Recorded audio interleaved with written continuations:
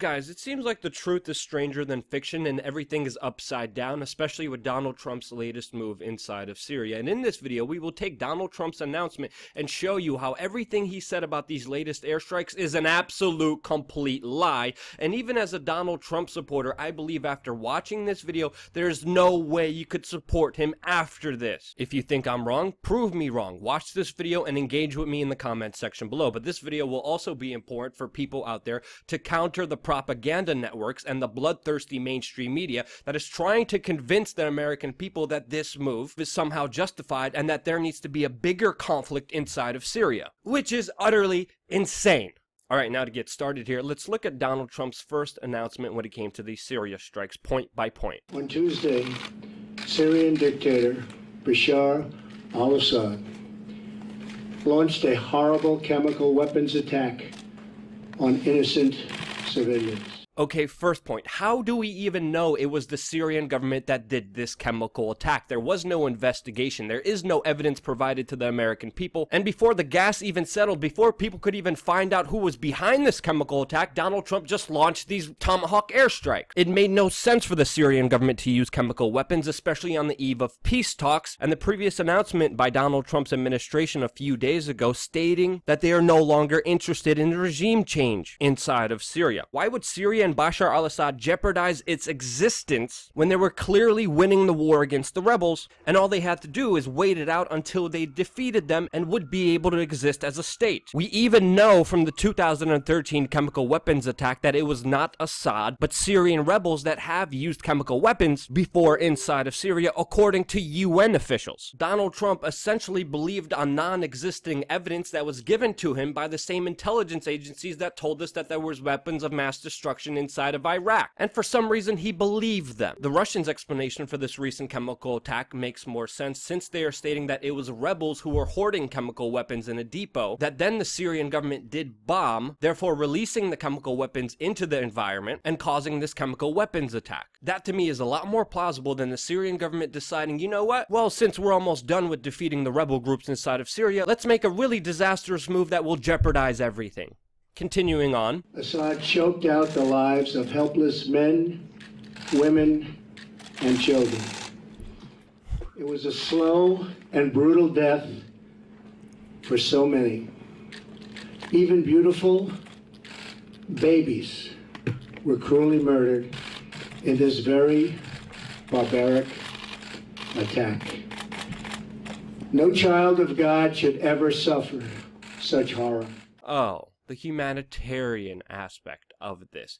Literally the argument used for decades to justify more war and more death of women and children, with no exception of Donald Trump. Now you have to understand, Donald Trump, when he entered office, he wanted to increase airstrikes against terrorists. His generals came to him and said, if we do increase airstrikes, they won't be as precise as they were before, meaning there will be more collateral damage, more innocent women and children and civilians who will die if the United States decides to increase their bombing campaigns. Donald Trump knew that and said, you know what? Let's just do that. And that's why we are seeing hundreds of people being killed right now in expanded airstrikes that Donald Trump personally called on himself, in which one incident in Mosul killed nearly 300 innocent people, including beautiful babies that were cruelly murdered in barbaric ways. Knowing this would happen, personally signing off on it and approving it. So don't you dare give me that argument and set up those images for your propaganda purposes like you care about human life when you clearly don't by your actions. Yeah, there's also that 8-year-old American girl that died under a military raid in Yemen that you personally called for. It is in this vital national security interest of the United States.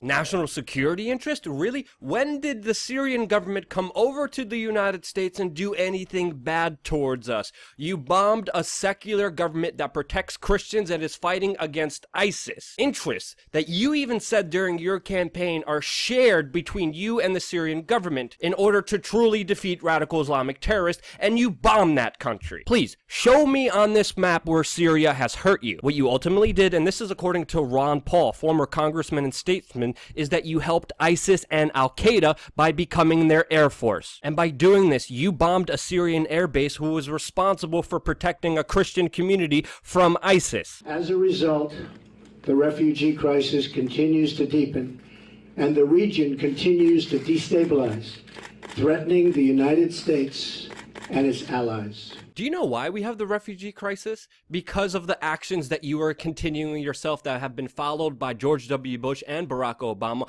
bombing and destroying countries like Libya, like Iraq, like Afghanistan, overthrowing their leaders, destabilizing their states, creating a vacuum of power, secular violence, all because the United States decided to bomb governments and overthrow their leaders in the Middle East, which you are continuing. And which you even admitted when you were campaigning, when you said that the world would be 100% better with Saddam Hussein, the former leader of Iraq, and Muammar Gaddafi, the former Libyan president, if they were in power. And your argument is flawed there, since you are continuing the same policies that have started the refugee crisis. Tonight I call on all civilized nations to join us in seeking to end the slaughter and bloodshed in Syria, and also to end terrorism. So you're going to end the bloodshed by creating more bloodshed and sending Tomahawk missiles. And how are we going to stop terrorism when you are literally going after the people who are fighting the terrorists? Donald Trump's policy ever since he took office has been the epitome of creating more terrorism,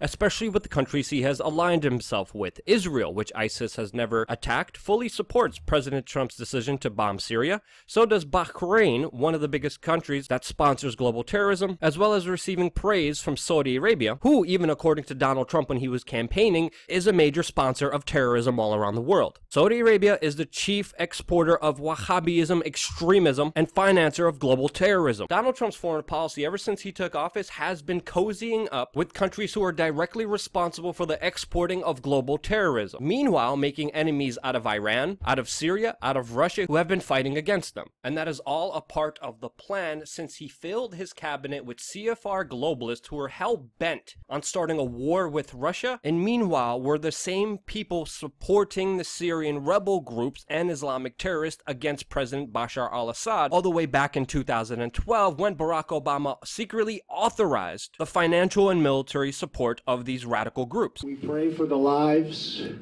of the wounded and for the souls of those who have passed. And we hope that as long as America stands for justice, then peace and harmony will, in the end, prevail.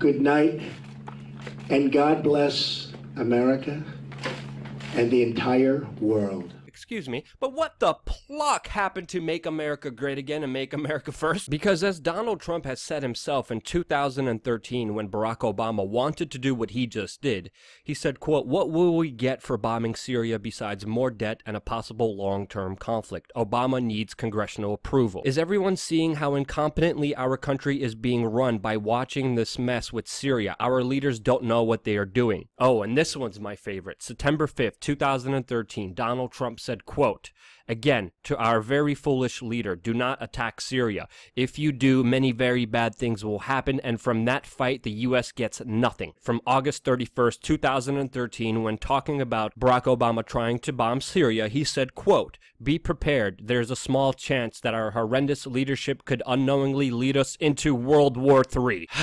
And this is only his announcement for this. There's more information coming to light showing you how everything he said is absolutely filled with lies. The mainstream media is still pushing this propaganda, calling for more airstrikes, calling for a full invasion of Syria.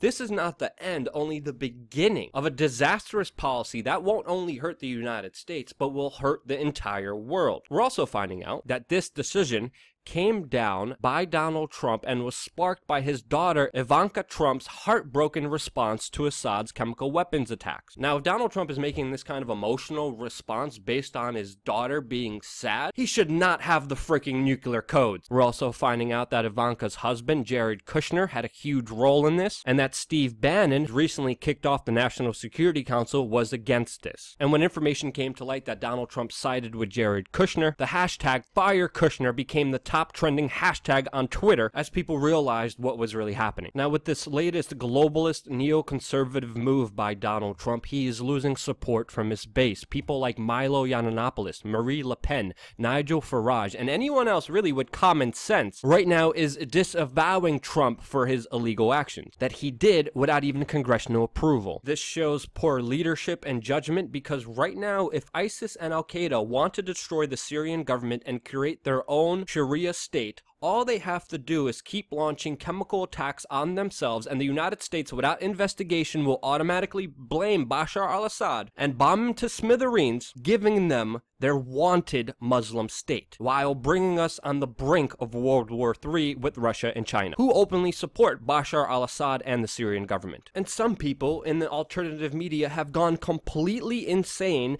and they're making up fake games of 4D chess in order to justify this idiotic move by Donald Trump. I'm hearing people saying, well, it's just a slap on the wrist. Well, this is only just going to happen once, and if he only just does this once, it's going to be okay. And no, you are being tricked, since the United States is warning of more missiles after this latest military strike. You're missing the bigger picture of how Donald Trump has filled his cabinet with globalist CFR members who are hell-bent on war with Russia. And we are seeing their plan finally being carried out and continued from the previous administrations that have ultimately created world chaos. There is no excuse for what Donald Trump has just done. You could hold on to hope for however long you want, but that hope is meaningless, especially with all the evidence provided and everything that Donald Trump has done with the buildup of this direct move, which we are seeing will be a clear escalation, a clear policy of moving forward, of neoconservatism, globalism, and ultimately not making America great again. People need to wake up and understand the reality of the situation, because only when we truly wake up and see the problem in front of us are we then only able to solve it. And I hope deep down we will, but it starts with first facing the truth. If this video resonated with you, share it. If you have any points that prove me wrong, please comment in the section below, and I will pay close attention to it and not only offer you my honest feedback, but an open mind to fully understand this entire situation. And to end this, I want to thank everyone from the bottom of my heart for going to patreon.com/WeAreChange and giving as little as $5 per month, making sure we could continue, making sure we could operate as an independent news team, especially during this latest crush of YouTube demonetization that has taken away 3/4 of our income. You are more important than you ever were before.